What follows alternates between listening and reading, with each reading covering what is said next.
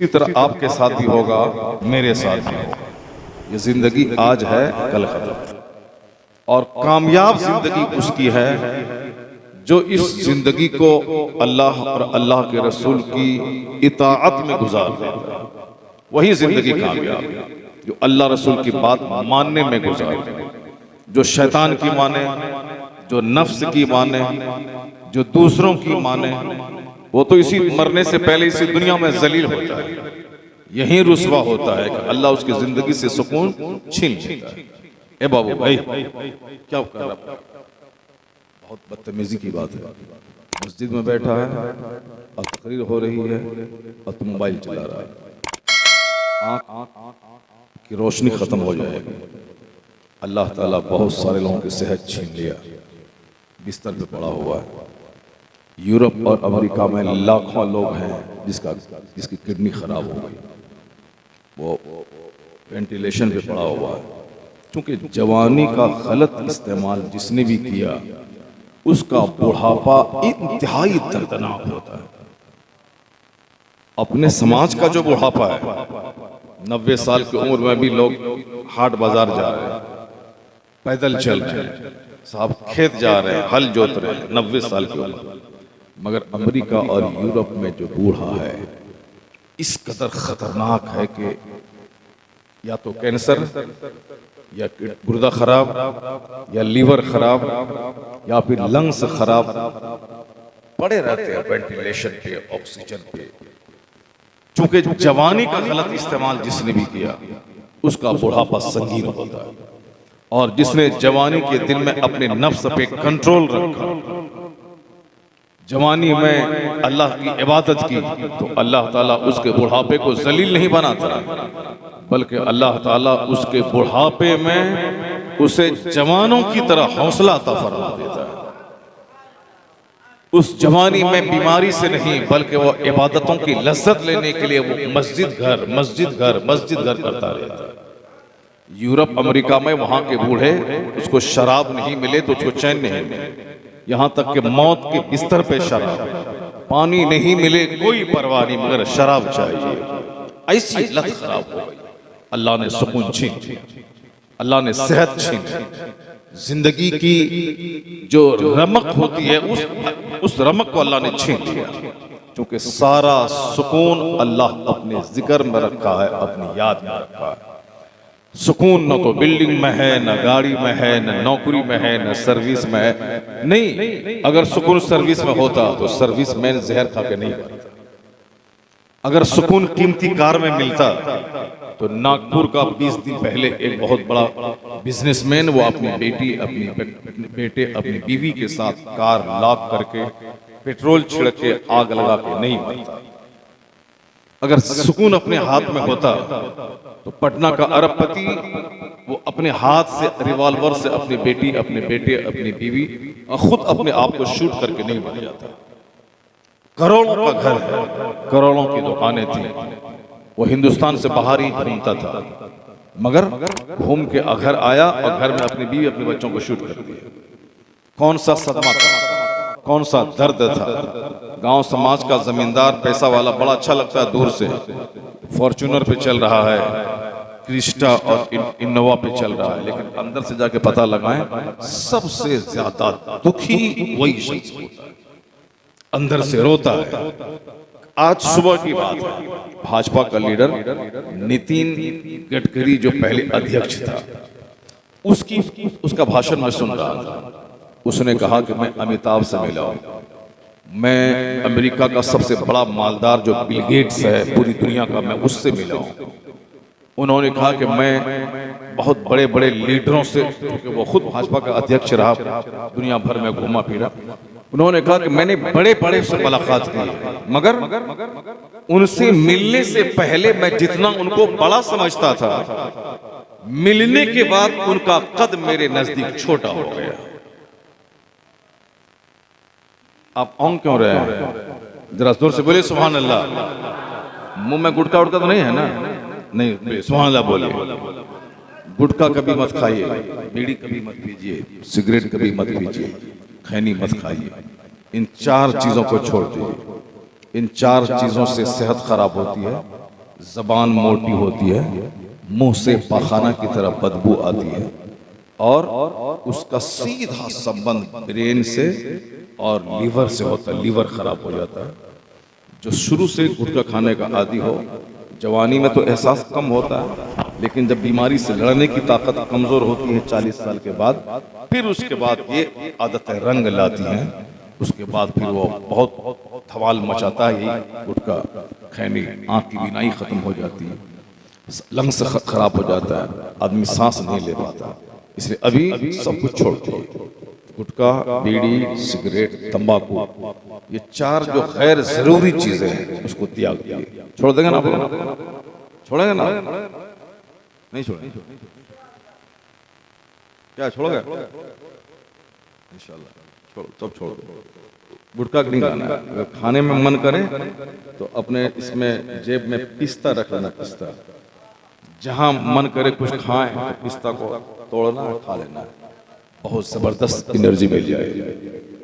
अगर खाने को मन करे तो अपने जेब में बादाम रख लेना। बादाम से ब्रेन बहुत बढ़ता है और लीवर भी स्ट्रॉन्ग होता है।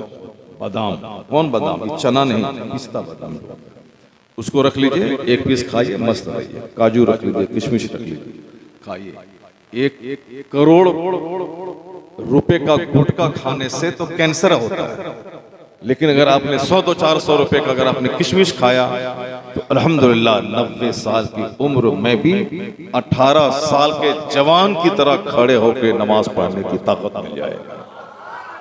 जरा जोर से बोले सुभान अल्लाह, हाथ उठा के बोलिए ला इलाहा इल्लल्लाह। हाँ, सिर्फ बुजुर्गों की कहानी मत सुनिए, बुजुर्गों ने जिया कैसे है उसको देखिए। हम अल्हम्दुलिल्लाह खैनी नहीं खाते हैं, जिंदा हैं। गुटखा नहीं खाते हैं, जिंदा हैं। सिगरेट नहीं पीते हैं, जिंदा हैं। बीड़ी नहीं पीते हैं, जिंदा हैं। लोग कहता है कि वो पीर साहब तो एक दिन में 100 सिगरेट पीता है। जब वो 100 बार सिगरेट ही पीता है तो अल्लाह अल्लाह कब करता है? वो दरूद शरीफ कब पढ़ता है? ला इलाहा इल्लल्लाह कब पढ़ता है? एक बुजुर्ग थे जो 40,000 बार रोजाना दरूद शरीफ पढ़ा करते थे। कितना? 40,000 बार। उस दरूद पढ़ने का इनाम ये मिला कि वो बेदारी के आलम में हुजूर पाक सल्लल्लाहु अलैहि वसल्लम का दीदार क्या करते थे। अल्लाह, हुजूर से सच्ची मोहब्बत जिसको है उसकी पहचान आई है किताब में कि जमीन भर अगर गोल्ड खर्च करना पड़े बंदा को, जमीन भर सोना खर्च कर देगा सिर्फ दीदारे रसूल के बदले। सुभान।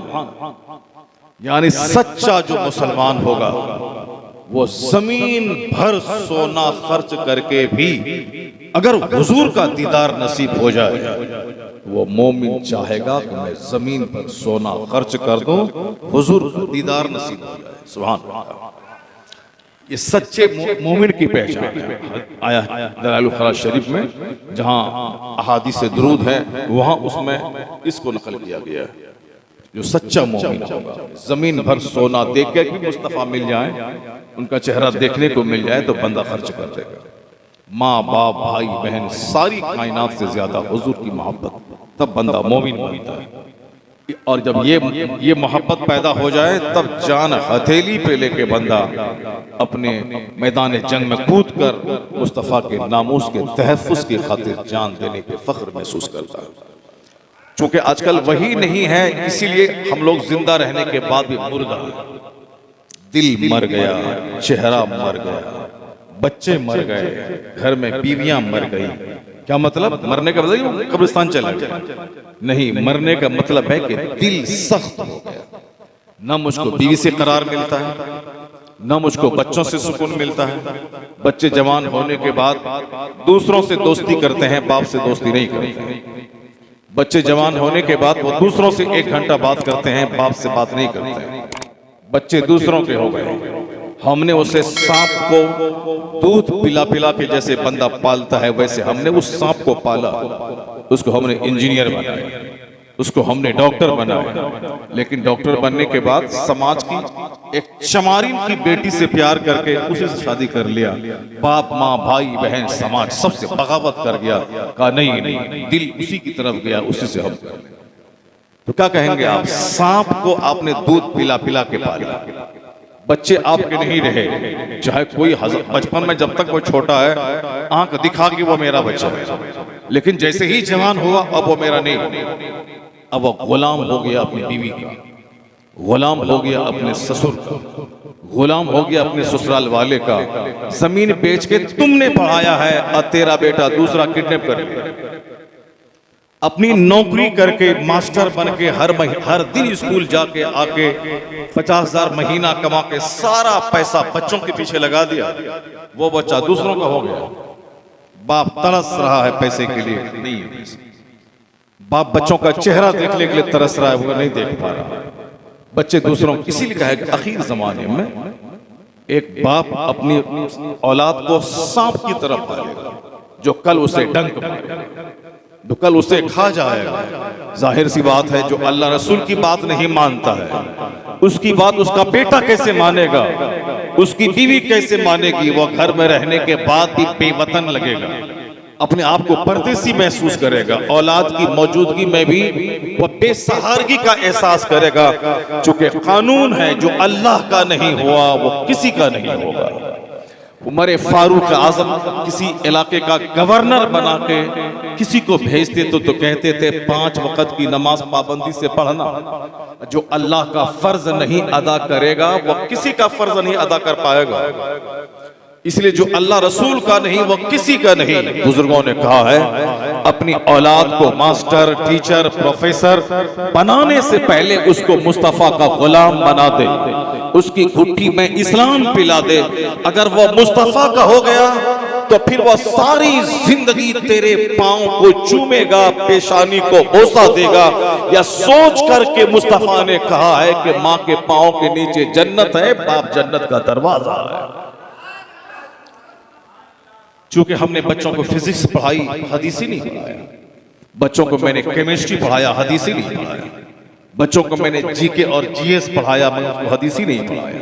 बच्चे को मैंने हिंदी साहित्य और संस्कृत पढ़ाया, उसको उर्दू जबान ही मैं नहीं सिखाई। उर्दू लिखना तक नहीं आता है 90% बच्चे को। अगर लिखना आता भी है तो बिल्कुल गलत लिखना आता है। उर्दू की तहरीर खराब है। वो तो मुसलमान एग्जामिनर रहता है जो मैट्रिक IA BA में पास कर देता है, वरना उस बच्चे की तहरीर देखें तो ऐसा लगता है जैसे कि एक पहला दिन जो बच्चा कलम संभाल के अलिफ बा लिखता है वैसा ही लिखता है। अंग्रेजी अच्छा लिखता है, हिंदी खूबसूरत लिखता है, लेकिन अरबी नहीं आती, उर्दू कटमट आती है। जाहिर सी बात है जो उर्दू नहीं पढ़ेगा वो मुस्तफ़ा की हदीस कैसे सीखेगा? जो अरबी नहीं पढ़ेगा वो नबी मोहतरम की हदीस कैसे सीखेगा? वो तो सीधे संस्कृत लेके बैठ जाएगा। आज जितने बच्चे नाफरमान हुए, उन नाफरमानी के पीछे माँ बाप की सुस्ती का दखल है कि उसने बच्चे को चंद रुपया कमाने के लिए संस्कृत तो पढ़ाया, केमिस्ट्री तो पढ़ाया, मगर जिस दुनिया में खरबों साल रहना है, मरने के बाद का एक दिन 50,000 साल का होगा, वहां सब दिन रहना है, हमेशा दुनिया में रहना है 100 साल। 100 साल के अंदर ही 50 साल, 40 साल, 30 साल, 10 साल, 20 साल, 80 साल, 90 साल, इसी में जब बचपन, जवानी, बुढ़ापा मर जाना है। और मरने के बाद की जिंदगी में खरबों साल वहां मौत को ज़बह कर दी जाएगी, कोई नहीं मरेगा। आग में जलेगा, बदन राख होगा, फिर जान डाली जाएगी, फिर बदन राख होगा। यही सिलसिला खरबों साल चलता रहेगा। इसलिए असल इज्जत वहां की, असल आराम वहां का, असल ऐश वहां का। इसे अक्लमंद है वो बाप जो अपने बच्चों को चंद सिक्के कमाने के लिए टीचर नहीं बनाया हो, लेकिन अपने बच्चे को सच्चा मुसलमान बना के जन्नती बना दिया हो। और ये कानून भी है कि दुनिया में फिजिक्स पढ़ने वालों को याद नहीं किया जाता है। APJ अब्दुल कलाम भारत का राष्ट्रपति था, लेकिन कितने लोग हैं जो उनकी कब्र पे जाके फातिहा पढ़ते हैं, या अल्लाह इसको तू बख्श दे, भारत का मिसाइल मैन है, भारत को शक्तिशाली बनाया इसने। कोई नहीं जाता है, उनका अपना रिश्तेदार भी नहीं जाता है। भारत का प्रेसिडेंट है वो मशीन, वो साहब मिसाइल मैन है भारत का। भारत का एटम बम उसने बना के दिया। इतना बड़ा भारत का वैज्ञानिक, इनाम के तौर पर उसको प्रेसिडेंट बना दिया गया। कितने लोग हैं जो उसका अपने घर में फातिहा दिलाते हैं कि एपीजे अब्दुल कलाम भारत का प्रेसिडेंट था, या अल्लाह उनको माफ कर दे, बख्श दे, जन्नत में आला मकाम दे दे, और उनके सदके में मेरी मुसीबत दूर फरमा दे। 1 करोड़ क्या, हिंदुस्तान में 40 करोड़ मुसलमान हैं, एक आदमी भी ऐसा नहीं करता होगा। एक आदमी भी ऐसा नहीं करता होगा। हिंदुस्तान में डॉक्टर जौहर अली, मिलिया यूनिवर्सिटी का फाउंडर, उसकी फातिहा कौन दिलाता है? सर सैयद अहमद खान जो अलीगढ़ यूनिवर्सिटी दिया, कोई उसके पास जाता है उसकी कब्र पे और घर में कोई फातिहा दिलाता है? नहीं दिलाता। हुमायूं की फातिहा कोई दिलाता है? बाबर की फातिहा कोई दिलाता है? अकबर की नियाज कोई दिलाता है? बाबरी मस्जिद बाबर ने बनाया। बाबर के जमाने में मीर अब्दुल बाकी नाम का गवर्नर था अयोध्या का, फैजाबाद का, उसने बाबर के मशवरे से मस्जिद तामीर की। और मस्जिद कभी किसी दूसरों की जमीन हड़प के नहीं बनाई जाती है। जुल्म है, हमारी जमीन है, हम तोड़ देंगे, ठीक है तोड़ दो, मेरा रब है, मेरा रब का फैसला सबसे बड़ा होता है। बड़े बड़े शहरों को जिस अल्लाह ने 1 मिनट में वीरान कर दिया आंधी भेजकर, जिस दिन मुसलमान नेक बना जाग गया, एक मामूली सा झोंका सारे शहरों को उजाड़ कर रख देगा। अल्लाह है, मुसलमान सिर्फ मुसलमान बन जाए। अब हम कैसे बोले मुसलमान बन जाए? मेरा बच्चा चारों तरफ से बाल मुंड के रखता है, वो हिंदू का बच्चा भी रखता है, काफिर का बच्चा। मेरा बच्चा वो हाथ में बाला पहनता है, अभी एक लड़के का हाथ में बाला था वो कड़ा, वो सिख भी पहनता है, हिंदू भी पहनता है, मुसलमान भी पहनता है। वो जोकर की तरह चारों तरफ से बाल मुंडा के जो बीच में औरतों की चोटी की तरह बाल रखता है, वो हिंदू का बच्चा भी, क्रिश्चियन भी, ईसाई भी और मुसलमान का बच्चा भी रखता है। मुसलमान का बच्चा ही फटा फटा पैंट पहनता है और गैर मुस्लिम का बच्चा भी पहनता है। मुसलमानों का बच्चा भी गुटखा खाना, कान में वायर ठूस के 2-4 घंटे तक मोबाइल चलाना, गला हिला हिला के गाना गाना, और रात के 3 बजे तक बैठ करके गला हिलाना, उसके बाद मुर्दा बन के दिन के 11 बजे तक सो जाना। What is the difference between Muslim and non Muslim? एक मुसलमान और गैर मुसलमान के दरमियान क्या फर्क रहा? लिबास एक, हेयर स्टाइल एक, ड्रेस एक, जीने का अंदाज एक। फिर कैसे बोले कि ये जन्नती है वो जहन्नमी है? कैसे बोले कि ये वफादारी मुस्तफा है वो गद्दारी मुस्तफा है? कैसे बोले कि ये मुस्लिम है वो गैर मुस्लिम है, ये जन्नती है वो जहन्नमी है? कैसे बोले? फर्क तो होना चाहिए। मुसलमानों का बाल अलग, मुसलमानों की दाढ़ी अलग, मुसलमानों का लिबास अलग, मुसलमानों के 24 घंटे गुजारने की रूटीन अलग। चूंकि मुसलमान पर फजर की नमाज फर्ज है, उसको उठना है सूरज निकलने से पहले, फर्ज अदा करना है। जिसने फजर की नमाज छोड़ दी उसके चेहरे का नूर अल्लाह मिटा देता है। चाहे वो 1000 बीघा जमीन का जोतने वाला, 50 करोड़ डेली कमाने वाला हो, अल्लाह उसके चेहरे का जो हकीकी लाइट होता है वो खत्म कर देता है। नमाज तो पढ़ना है फजर की, इसीलिए सूरज उगने से पहले हमें जाग जाना, नमाज पढ़नी। फिर जन्नती हवा जो चलती है फजर के टाइम में, उस जन्नती हवा को बदन में लगाना है। लोग कहते हैं कि 1 करोड़ की दवा एक तरफ, सुबह की हवा एक तरफ, और ये इस्लाम ने इंतजाम किया। लगा बैठो यार, बैठो, जोर से बोलो सुभान अल्लाह, हाथ उठा के बोलो ला इलाहा इल्लल्लाह।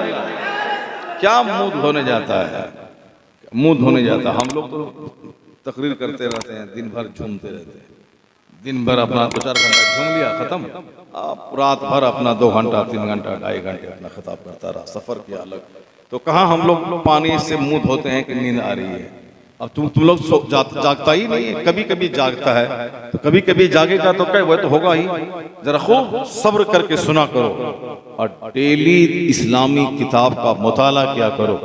जब इस्लामी किताब पढ़ेगा तो उसकी बरकत से अल्लाह कंपटीशन में पास करने के लिए अल्लाह सलाहियत अता फरमा देगा। जो कुरान डेली 10 मिनट पढ़ेगा उसकी बिनाई 90 साल की उम्र तक दुरुस्त रहेगी। और जो चाहता है कि मैं डीएम बनूं, एसपी बनूं, तो मुसलमान आलिमों से हट के एसपी बनना, मस्जिद से दूर होके डीएम बनना, इस्लामी किताब से हट के काफिरों की तरह चड्डी पहन के नाच के गा के तब एक स्कूल का टीचर बनना, दरोगा बनना, वो कमाल की बात नहीं। जब मुसलमान इस्लामी लिबास पहने, रोजाना 5 वक्त की नमाज पाबंदी से पढ़े, कुरान पढ़े 10 मिनट, और वह पढ़े स्कूल की किताबें वो 10 घंटे, यह 10 मिनट जो कुरान पढ़ेगा, इससे जो रूहानी स्पिरिचुअल ताकत मिलेगी, यह स्पिरिचुअल ताकत दुनियावी कंपटीशन में गैरों के मुकाबले में आगे बढ़ाने में मददगार साबित हो जाएगी। क्योंकि हमारा बेटा इसको समझता ही नहीं है, इसीलिए वो समझता है कि यह सब काम मौलवी मौलाना का है। नमाज पढ़ना मौलवी का काम है, दाढ़ी रखना मौलवी का काम है, पंजाबी पहनना मौलवी का काम है। हालांकि सारे मुसलमान